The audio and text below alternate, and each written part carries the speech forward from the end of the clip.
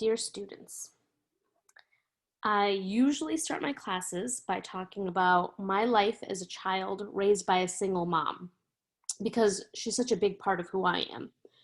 This time I'm going to start my story earlier. I'm going to start when she was born, 1955, in the Indian city of Ahmedabad, to an up-and-coming self-made man, Ramanbhai Patel, and his wife Shardaben. My mom was their fourth born surviving child, and soon after that, doctors realized that she was cross-eyed. So, coupled with the fact that Shardaben, my grandmother, was sick at the time, my mom as an infant was essentially raised partly by another family. She was teased throughout her childhood, including by her older brother and her cousins, because she was cross-eyed. They taught her other four sisters to ride a bike, but not my mom. My mom mainly stayed indoors reading because that kept her safe from teasing or bullying. Fast forward to my mom, the teenager. They had fixed her eyes through surgery. She was 17 and ready to be married. That was a mentality in India back then. My grandfather, a farmer and business owner by then, was also becoming known in the community for his socialist political views. He built roads to and from the village he came from as a way to give back, and he built and operated a free school there, which I once visited.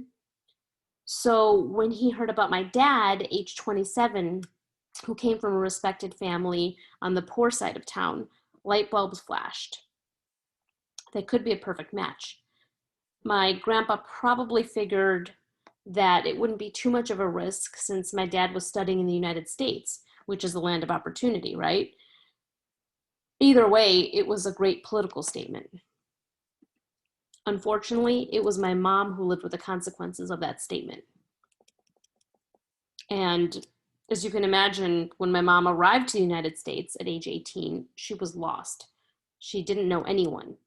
She had learned English in India, but didn't use it much. She wasn't college educated, and she didn't know the first things about the ways things worked in this country. She didn't know much, period. She was a teenager. She depended completely on my dad, 10 years her senior, and there was a huge power imbalance. He made her eat meat, though like many Hindus, she was raised a strict vegetarian. He was an alcoholic and had a gambling addiction. He took their hard-earned money, his from driving a cab and hers from working in a light bulb factory, and gambled it away. He belittled her, saying that she was too manly when she fixed things around the house, or that she was showing off when she talked about her family with her friends. He would also hit her. I suppose that may be why I chose gender studies as one of my majors in college. I wasn't conscious of it then, but my classes that focused on race, gender, and class resonated with me because they allowed me to deconstruct who I was and where I came from and why that mattered, how that led to me becoming the person that I was becoming. The person I was becoming was somebody who wanted to tell stories of people disenfranchised, to amplify the voices of people like my mom, who had little say, practically no voice in what happened to them and in their lives. But to do that, I needed to understand how to talk about it, how to explain it to my editors, explain to them why it mattered and why it would benefit our newsrooms. So now I'm standing here in this class, hoping to pass some of that information to you.